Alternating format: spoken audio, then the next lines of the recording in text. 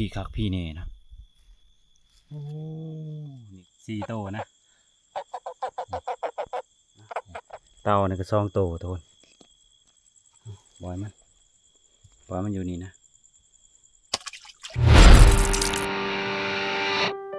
สบายดีตอนแรกทุกคนเดี๋ยวเราจะออกหาลัดหาอันนั้นตอนแรกก่อนไปหานางหางนะทุกคนไปหาเบิ้งหมักใหม่เลยกันนางหางอยู่ด้านกลางไปแล้วหมักปางตอนนั้นคือสิซุกแล้วนะอยู่ด้านกลางนี่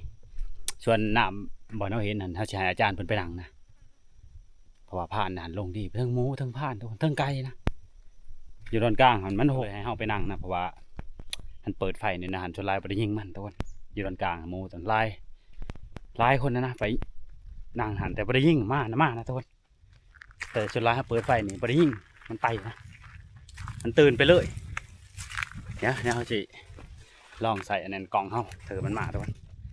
ซองเบิงเขาเสียมันคือซองเพนนั่นแหละทุกคนถ้ามันซองเห็นเขาจะนำเลยนะทุกคนบ่เปิดและเสือแล้วก็บ่เปิดไฟนะเขาจะตั้งอันนั้นศูนย์เฉลยนะทุกคนเอาทะลุนำกันบางทีก็ฐานมาก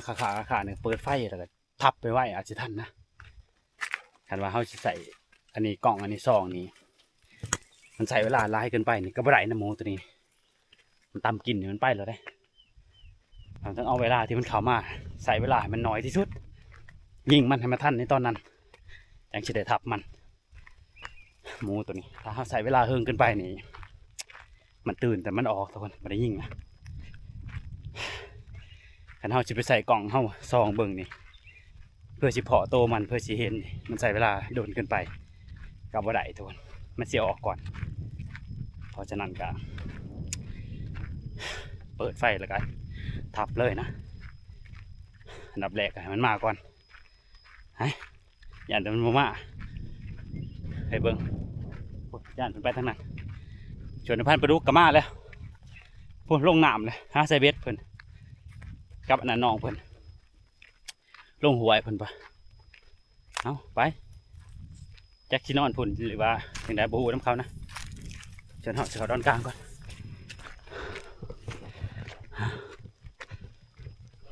โอ้ยาเพกขึ้นสูงเลยทุกคน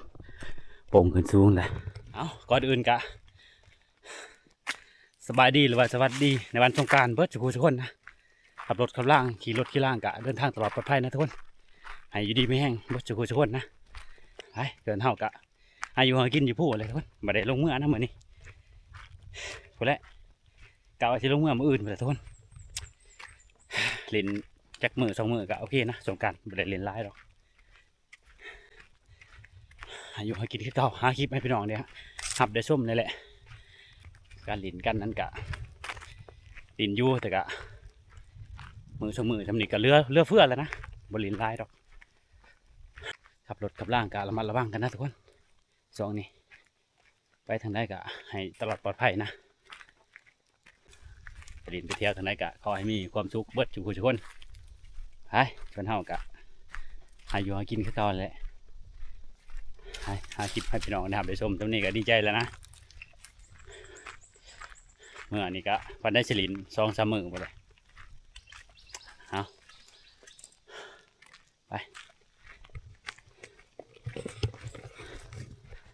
เอาสิลงไปเบิ่งน้ำโบกอย่างนี้ก่อนมาซองเบิ่งกงปางอย่างนี้ก่อนทุกคน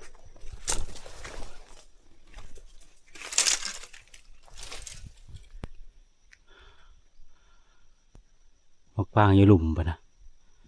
โอ้ยนกกระโดก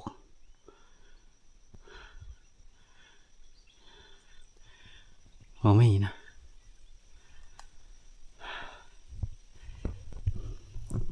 กบปางอยู่บนนี่นะทุกคนผ่านปลาดุกไปแล้วลงห้องกุหลาบไปแล้วทุกคนว่าจะไปใส่เบ็ดเอาเฮ็ดเดี๋ยวเราจะขึ้นไปเบิ้งน้ำอยู่ห้องตัวนี้ก่อนทุกคนหยาดวันยั่งมาทันบกนะ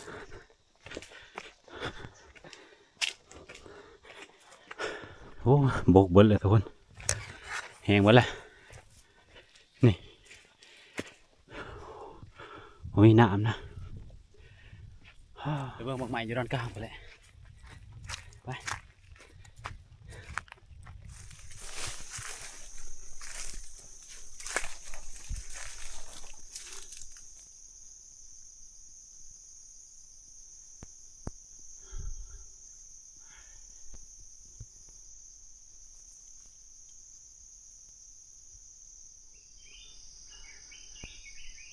มากยาว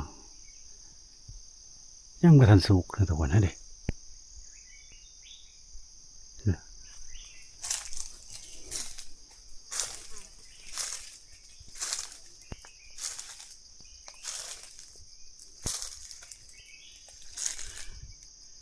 บ่มีนะทุกคนบ่มีหมานะถ้ามันล้นแต่เนี่ยมีย่างเขากินในแป้นโลดแต่เนี่ยบ่มี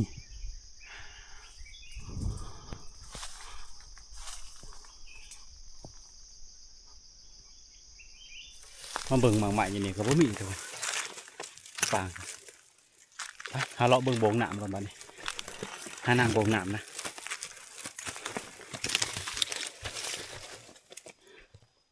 โอ้ทางให้มันเที่ยวดีจังวะทุกคนนี่ไปดีขนาดนะไปเดี๋ยวเราสิเราไปเบิ่งทางนั้นทุกคนทางที่มันออกแต่ดอนกลางมันไปลงใจหน่วยผู้นะถ้าว่าเห็นห้อยเห็นหยังเขาสินั่งอยู่หันแหละทุกคนมีวงนั่งเลยนี่ทุกคนมาลงมาแม่ไปเด้อนี่นะนี่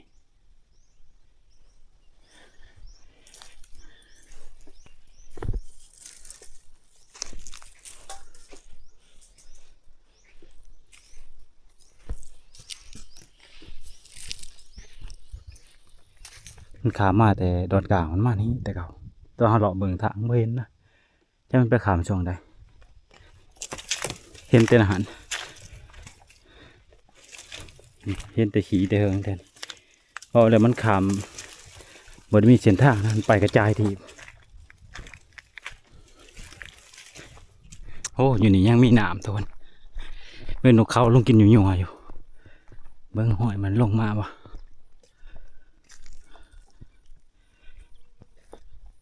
มาอยู่ทุกคนมาแต่เฮิงนั่นนี่หอยบักถอกนี่มาแต่เฮิงลงไปกินน้ำโอ้ผ่านก็ลงเลยทุกคนนี่แต่ว่าลงแต่เฮิงนะโอ้กบหลายเลยทุกคนโอ้น้ำคือสิเลือแต่บอนนี่แหละทุกคนเขตนี้นะไปเดี๋ยวไปเบิ่งอยู่ลุมอีกมอยวังดักเลยทุกคนมานี่แหละจะขึ้นต้นห้างตัวนี้ทุกคนบอนพันลอยยิ่งอีแดงเลยอยู่นี่ทำแล้วเขาจังสีประมาณ4 ทุ่มเขาลงจังว่าเลาะไต่ตาเบิ่งแถวหวยบอนน้ำมันมีนั่นนะทุกคนคาราชิดักยันไม่มีบนขึ้นนะต้นไม้มันหน่อยๆนี่คืนนี้แหละเอายันมันมาแถวนี้ก็มีให้ทุกคนไปขึ้นเลยขึ้นนั่งเล่นทำ3 4 ทุ่มลง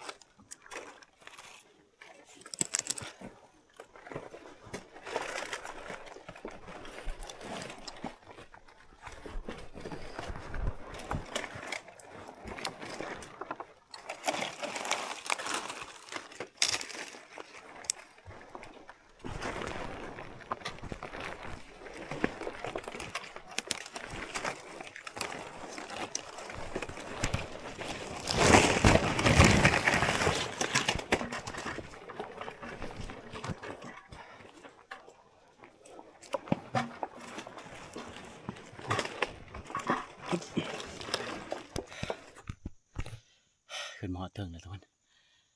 เอาผูอูกันบ้านนี่เราบอลพันลอยยิงผ่านทุกคน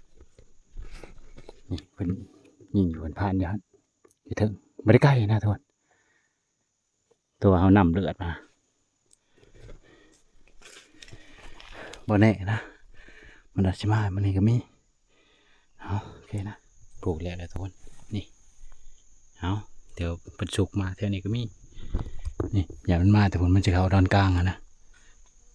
เอามือบนนั่งแล้วทุกคนมือหลอกแล้ว เอาแล้วก่อนแบตก็สิเบิดทุกคนบาดนี้ไม่ได้เอาก่อนแบตมานะงานเขาเลยเอาโอเคนะนั่งก่อนลงก่อนแบตโอ้ยังมิดนะมาทันเห็นมันยังมามีแต่กระแตแลนผ่านอยู่นี่ยิงนกกระทาเลยทุกคนมันยังตะเวนยิงเลยนะโอ้ตัวหนึ่งญี่ปุ่นเด็ดตัวหนึ่งโอ้ตัวหนึ่งเรียบร้อยแล้วนี่ตัวหนึ่งญี่ปุ่นบันลงไปเลยทุกคนยังจะลงไปเก็บนะเธอจันพรมายิงจันพรนี้มันได้ยินกินเลือดกินข้าวมันมาได้จันพรเพิ่มมาจอกมาในมานะเห็นดิเบิ่งเป็นคุ้มเลยบอลลูกปืนเอาลงมันมาแต่ผลซองโตตัวหนึ่งไปพุ่นตัวหนึ่งมานี้นะเอาขันหมูมันด้วยนกกระทาขันหมูมันเอายิ่งเลยอย่าบ่นไปทุกคนมาเนี่ยลงนะหาเลาะฟังรหัสดีกว่านั่งอยู่นี่ประมาณ3 ทุ่มแล้วทุกคนยังบ่ทันมียังมานะดีตัวยิ่งอันนั้นนกกระทานะทุกคนอยากจะลงไปเก็บแล้วก็หาเลาะฟังรหัสเมื่อเลยนะก่อนแบตกล่องเอากระชิบเบิดเดี๋ยวทุกคนเดือ15%นะลงเอามาทุกคนเอาหอดไส้หอดหันเลยแต่ว่าสิเลาะพุ่นแหละโขงมาบอลเขาเลยเอาโอเคไปลงอันนี้โอ้ยยังมาเลยเดินนกกระทาเขายิ่งเป็นคุ้มนะฮะไปเบิ่งนกเขาเลยทุกคนบอลนี้แหละใช่เลยอันเด็กโอ้หมดจื้อเลยนี่ทุกคนคอขาดเลยนี่ดิมาในบางทีลูกปืนลงเป็นคุ้มเลยเจาะเอาลูกปืนก่อนเลิกที่นี่เลิกปะวะโอ้เป็นอย่างนี้เลยเด้ทุกคนต่ำกี่หินเป็นอย่างนี้นะตะกัวนี่มันแบะเลย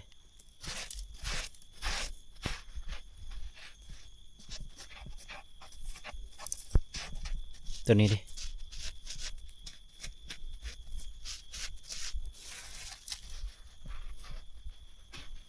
โอ้พี่ขนาดตัวพี่คักพี่เน่นะ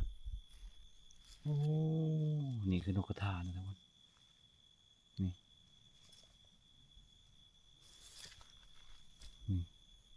กระโตเนี่ยได้เบิดนะเขายิงหัวมันทุกคนได้มาแล้วนี่ทุกคนนกกระทานะไปมาแล้วโอ้ใหญ่เลยทุกคนพี่ขนาดนี่สำคัญคือนกคอเลยไปเลย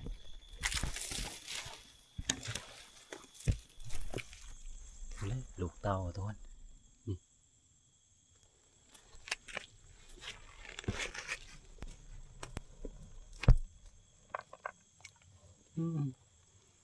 กบนะตัวนี้โอ้ยตัวนึงตัวเอาเดี๋ยวสิงมเอาก่อนมันจะขึ้นเลยนี่ทุกคนเอาไหนมาเลย4 โตนะ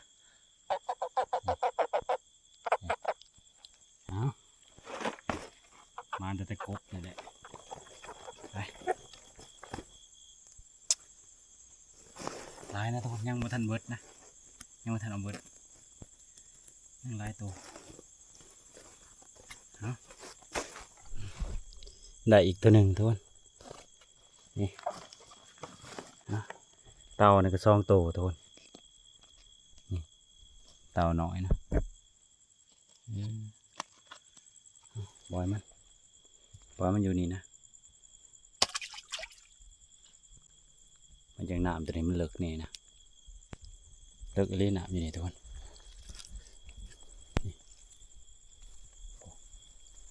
โอ้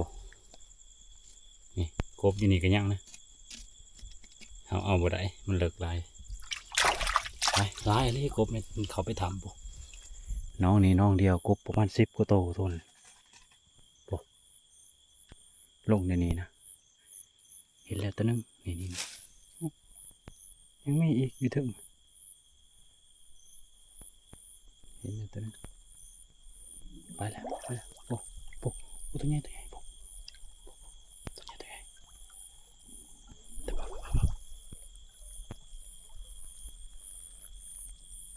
นี่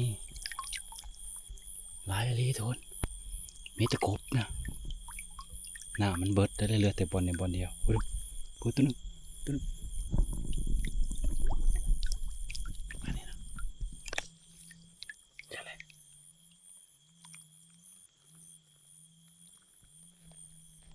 แล้วอะไรจังแล้วเขาทำนะทุนโอ้โห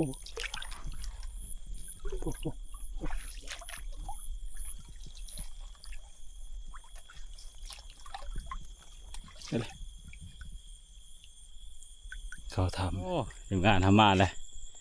จะได้ไม่ใช่เบ็ดถึงถือกี่วะ บ่ ว่าแล้วนะ เฮ็ดเช้าลังได้ปลา3-4โต โอ้ยเนาะ มีแต่เข็ดเราก็เข็ดหมูอะ โอ้ ไอ้บอกจะได้คือก็รีบว่าจะได้ไล่ผักตะเกียง แฮ่ข่อยท่าแล้วนะคันได้หลายมาพักแค่ผาข่อยนี่ แล้วพาเขามาใช้แล้วก็มันก็เบิดตัว เขากบนี่ เยอะ แต่ประคังไว้น้ำหมูมันเลย โอ้ยนี่เจอเลย ไอ้แล้วไปนักขบตัวไหนกบผอบ้านเฮาไปเกือบบ่ได้กบว่ะ โอ้ โอ้ยผ่านไปดู จับได้เร็วเดี๋ยวบุ ไปจับแล้วแม่กบในโบกเพราะนั้นว่าโอ้ยอย่ากินแบบใดก้อยหรือปิ้งเพิ่นว่าได้ ตัวนี้บ่ทับ ตัวนี้แหละดีแต่ว่าทับตัวนี้ก็บ่ให้มันมีแนวกิน นกคอเลย นกกระทะ นกกระทะเนาะ เอาเผาแกง โอ้ยมันก็สมควรได้เร็วลูกบ่มีหัว ฮะ แจ้งเลยดิ โอ้ แจ้งแล้ว เขายังบ่ไล่ได้ บ่เป็นหยังดอกกินบ่หลายดอกจานประมาณเนาะโอ้แกงเขียดเหงาเอานี่เนี่ยบ่ อาจารย์เพิ่นว่ามาแกล้งเขียนเงาใส่ มีแต่แนวลงเลยกล้องนี่ก็ลงทุกคนก่อนแบตก็ลงเอาเชิญครับนี่ดีแต่ว่ามาหอดบอลกะก่อนแบตนี่ก็ลงเอา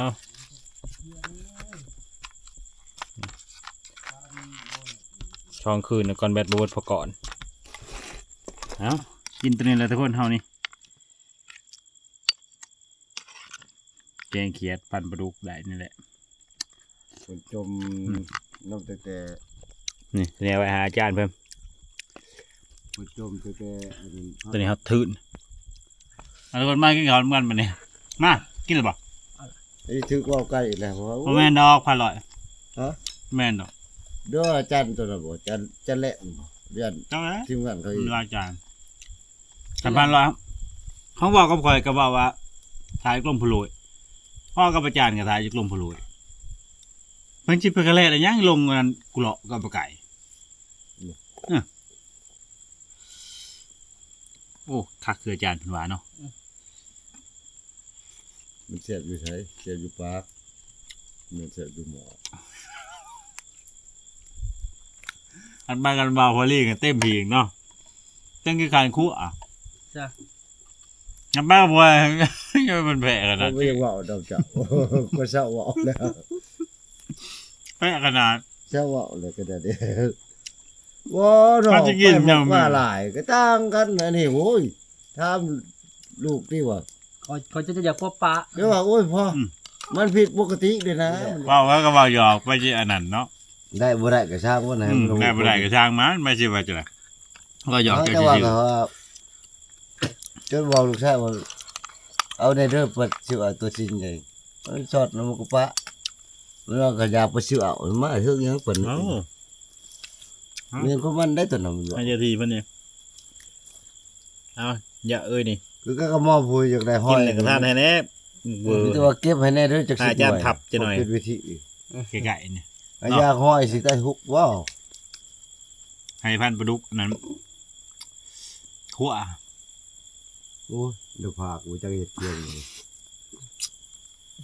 มันจะเป็นแหละ ถ้าเขาได้ฮ้อนเนี่ยเจะสิเอาหน้าผากว่าเห็ดเขียงถ้าแม่ ฮะ สมมติว่าคนไปได้มินกับฮอนเนี่ยเอาหน้าผากจะเอาไปเห็ดเขียง ฮะ ถ้าบ่ กบกะเลยเว้ยดู บ่กะ ดวงมูลดวงมูลอย่างไปชิวๆไปได้กบ เมื่อมาอันนี้ได้กบ2ตัวเลยในบ่อน จะได้ก็น้องก็ฟังเขาข่อยเลยก็ เห็น ดู อุด นา ได้ ย เนาะ ชะโดยมองดี เว้นอุดได้เอ้ากินข้าวแล้วกินสมต่อ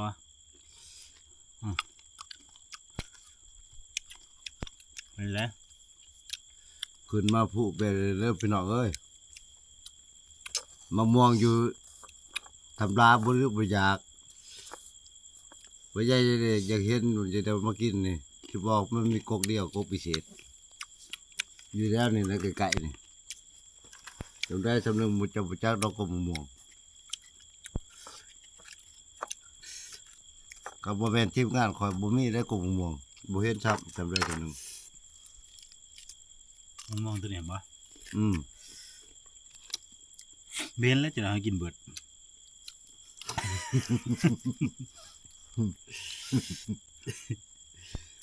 โอ้บ่ได้ว่าโอ้เจ้าจะกินลาบแล้วกินก้อยบ่ได้ปลามา2 จำตัวขึ้นไปกระบาวเต็มหีกได้ แล้วหมู่พาโลกผิดบ้อง ได้เบ็ดก็ถือคู่หลัง อืม ผมไปกับเจ้าเดี๋ยวตียามตัวใดก็แหวยามตัวใดก็แหวเอามาเอาหาเก็บเอาหอยยังก็คืออันนี้กินหอยปลาไหนเก็บมันก็เว้นก็ได้หอยหั่น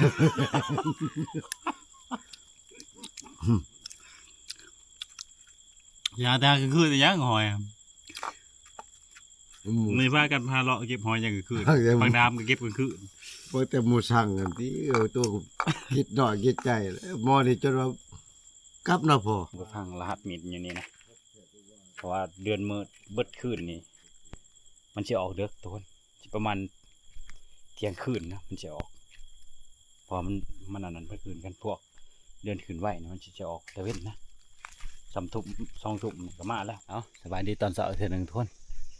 สิเอา5 ลัดก่อนเอา5 ลัดเสาก่อนไปแค่นี้เลยนี่แหละไปเท่าไกลๆนี่แหละเพราะว่ามันนี้เฮาสิมื้อนะ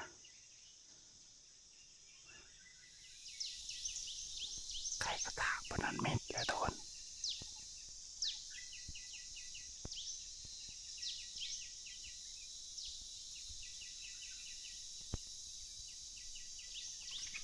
ว่าเด้อ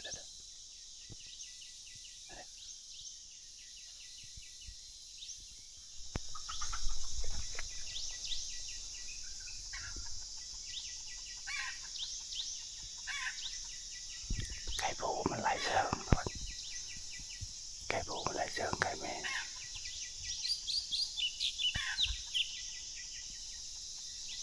โอ้ไปกระตากโยนทุกคนเบิ่งหอยผ่านเที่ยวอยู่นี่ทุกคนนี่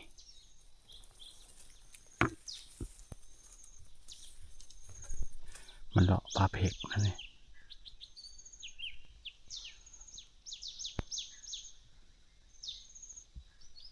มาเล่าเยื่องมันก็แบบมาอักอยู่นั่นเองเลยทุกคนเอาเยื่องเว้นนะมันปินขนใส่แล้วก็แล้ว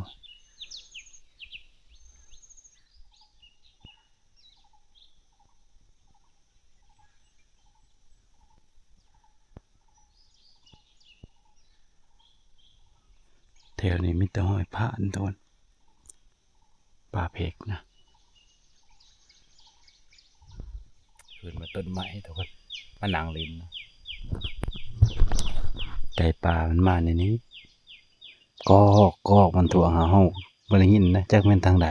มันบินไปมาทางหลังพอมันบินไปปุ๊บเราก็เห็นจนพอดแลนทั้งพวกต่อกับบ่มาไปลงขนาดนี้มาดักอยู่ในทางอีแดงมันเที่ยวดีนะตัว คือเขายิงอาหารอยู่นี่แต่เสาๆนะตอนมันไปแต่เสาๆตอนเสาร์ตอนแรกนะมันเที่ยวนี่มันสวยเลยมันเขาดอนนะแต่ว่ายังแต่เสาๆนี่มันไปหิมดานนะเดี๋ยวสวยแล้วมันเขาดงมันนี่ไปอันนี้เลาะเมื่อทอนบ่คือดอกไปก็เมื่อยซื่อๆนะมันบ่มีบักใหม่นะทุกคนเลาะหาบักใหม่โง่ๆนะเอาลงเมื่อวันนี้คันไปวันนี้เขาจะไปบวมตัวจะลองลุยเดียวเบิ่งนะจักว่าจักใดจะไปพุ่นแหละมันบ่มักให้ไปหลายคนนะปืนเฮานี่ถ้าไปผู้เดียวเนี่ยมันโลดวันนี้หนึ่งก็แนวหนึ่งนะไปห้อยโมแม่ลูกอ่อนนะนี่ลูกห้อยยังเท่านี้ทุกคน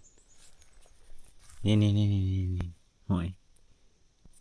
ถ้าปูมือกับบ่หอดนะนี่ยังห้อยน้อยๆนี่ทุกคนนี่ห้อยแม่นะโอ้ไม่ลูกน้อยเลยมานี่นะพี่มันเลาะจะได้มุนปฏิ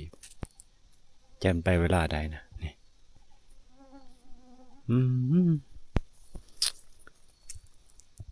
ประมาณ6 ตัวลูกมันนะนี่ไปในนี้เลยพาลูกมาในนี้นะโอ้ลงมาแต่ถึง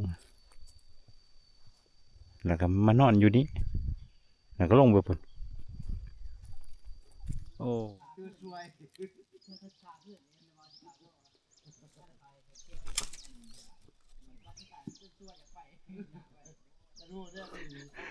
บ่ได้ยินเสย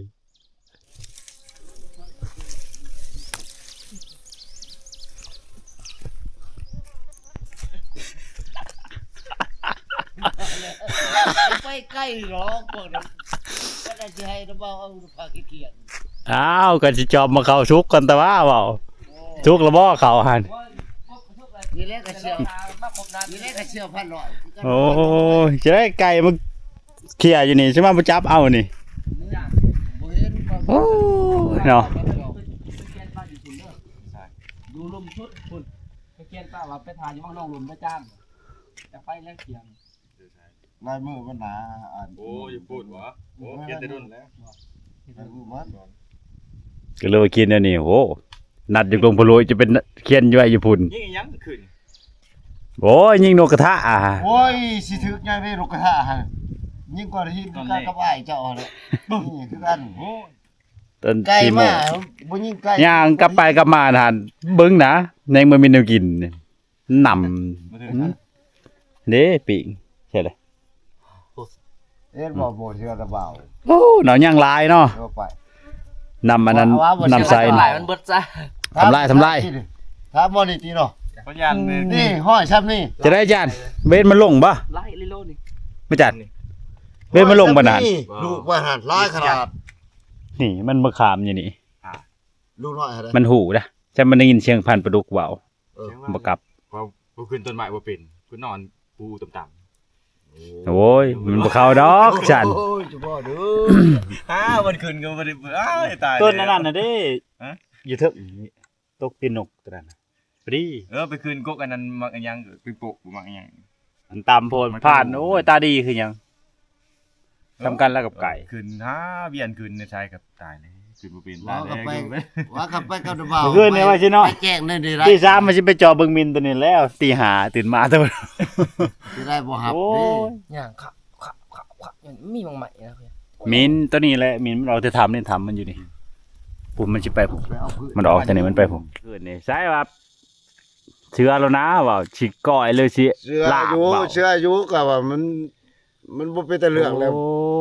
พักแต่โลกหาโลกนี่ วันนั้นซื้อนี่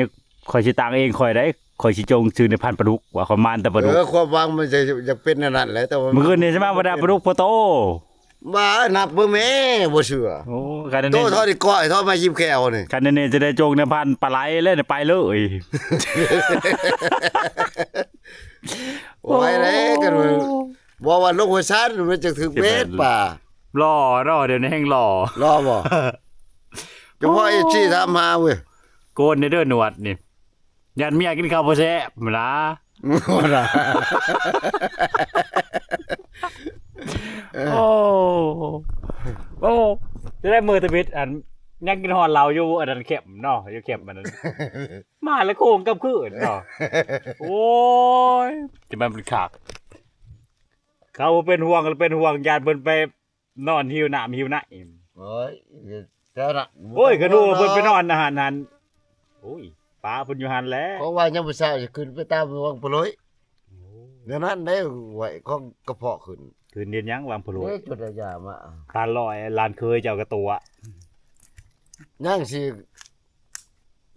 เอ้ย พอเท่ากระตัวเคยกระตัวเอ้า โอ้ย ว่าถ้าเว้าบ่ได้เด้ผมบ่เว้าจ้อยพุ่นน่ะ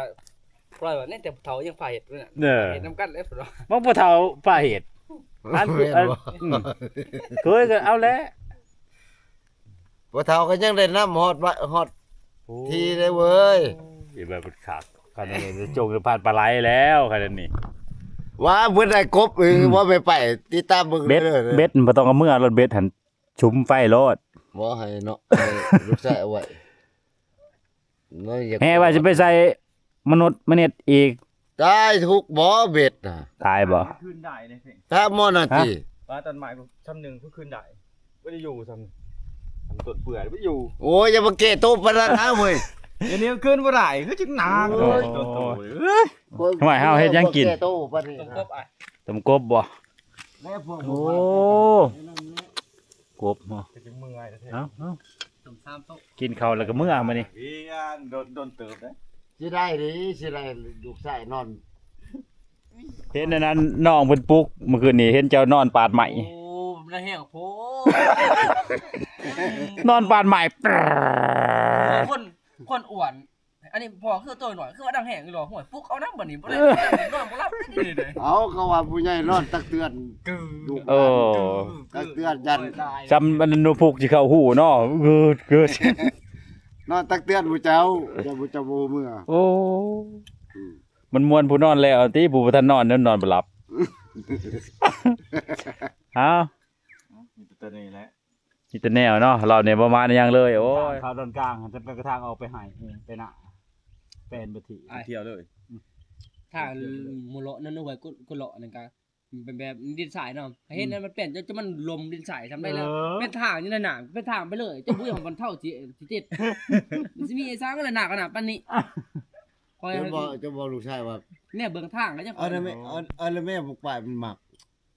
บ่มีนะคนหากินหลายเขต บ่สิว่า อาหารเช้าครับวันนี้สัวกบเลยทุกคน นี่ กินข้าว2ชับเถือคือเก่าคลิปตัวนี้กะโอ้ยเนาะมึงสิถ่ายกินลาบปลาพันปลาดุกเนี่ยแล้วโลด เด้กินกบนี่แหละ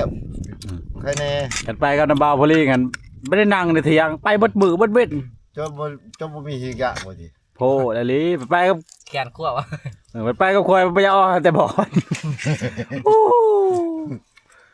แต่ว่ามากับท่านอันนั้นวิทย์อันนั้นหัวผู้โค้งกับคืนแล้ว ไปกลับคืนอีก โอ้ยอย่าไปกี่หอดอีหยังปานนั้นนะ มันเสียแล้วแต่อาจารย์ไปนำพุ่นนะ ตัวนี้ก็มีมาแล้วยังกินหอดยังโค้งกับคืนนะ มันยั่งเด้อท่าน ยังจะได้ยังจะกินให้มันเบิดแล้วจึงขืนมากินตัวนี้อีกเนาะโอ้ยบาดประดุกกินชมกู้อัน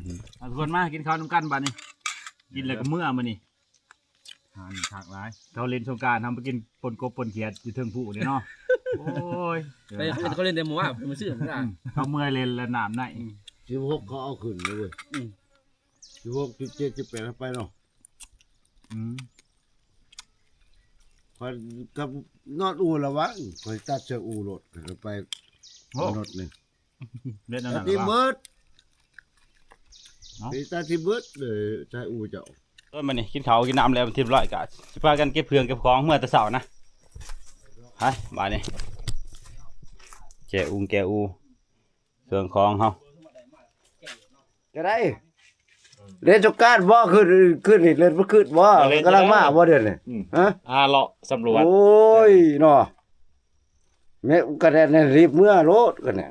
เมื่อยังเมื่อก็บ่มีเงินเล่นสงกรานต์ มาหากินเปิดเบียร์ดับป้องก็ไม่ไปพอแล้ว อันนั้นบ่ อืม เมื่อพุ่นแล้ว ว่าแล้วไม่ไปสิว่า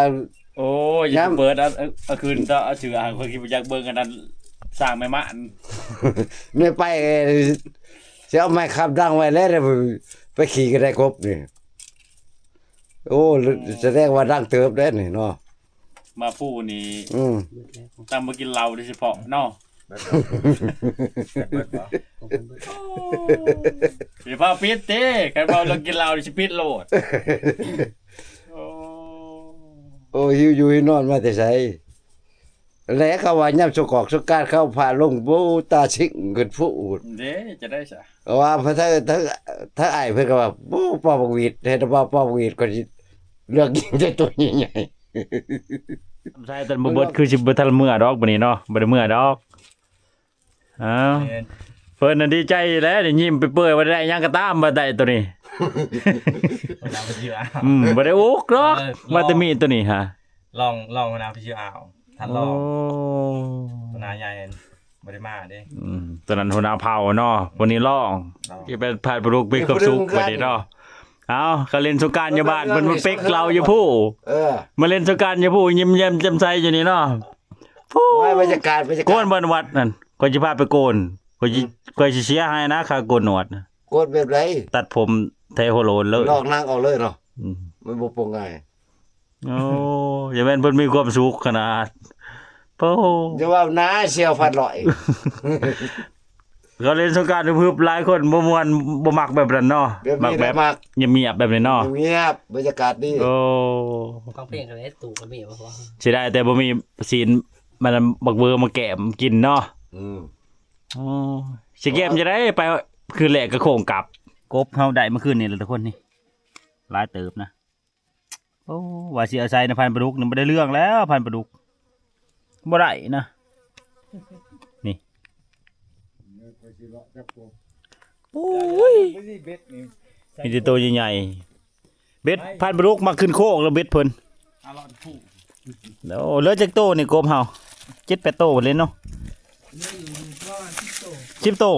โอ้แม่นแล้วได้10ปลายเนาะฮะ จิคือเก่า นี่ตัวใหญ่ๆเลยทุกคนโอ้ชวนตัวนี้หันปลานะปลาในพันธุ์ปลาดุกเพิ่นไปงมเอาอันนั้นน้ำขอนชวนตัวนี้ถึงเบ็ดเพิ่นนี่ปลาดุกนี่เพิ่นมีเหยื่อมากเด้มันมาใส่แบบเขียนเงาไปเมื่อเบ็ดสำรวจพุ่มพวงเนาะ เออ ไปขายจะได้โอ้เบ็ดนี่บ่ได้ขาดเนาะเบ็ดนี่ถือเลยเฉพาะอย่าโค้งมาแต่บ่อนเลยไปยัง ไปตามพันธุ์ปลาดุกไป เมื่อนะบัดนี้หาเล่นบุญเล่นชิ้นน้ำเขาก่อนเขาเล่นสงกรานต์ยัวๆเฮาพากันขึ้นมาผู้โอ้ยอย่าให้มันขักไปโอ้โซ่แล้วเนาะ สร้างแม่ม่านเนี่ยโซ่อีกแล้วบ่ เอาลูกแล้วก็มั่นไหม ร้านดอกคม ของอันนี้ของนางย่านมันกันย่าน มานำติเนาะ บางหันมันก็สิเต็งอยู่สิแหล้วมันตึงเด้เดี๋ยวนี้มันย่านเฮ็ดสร้างแม่ม่านเลยบัด ถือ นี้ ได้พอเขาเมื่อคนละทางไม่เด้อจอพออยากชวนทาง โอ้ยยังเลยนี่ เออญาติตรงนี้ โอ้ลายกลางมงตัวนี้ กลางมง นี่เจหนึ่งนี่เจหนึ่ง โอ้ลายกลางมงแต่บ่ดอกไปทางใดก็มีแต่อย่างนอนนี่เต้งนี่นอนเนาะลงผู้ทนบัดนี่โอ้ให้น้องเพิ่นลงก่อนย่านหินมัน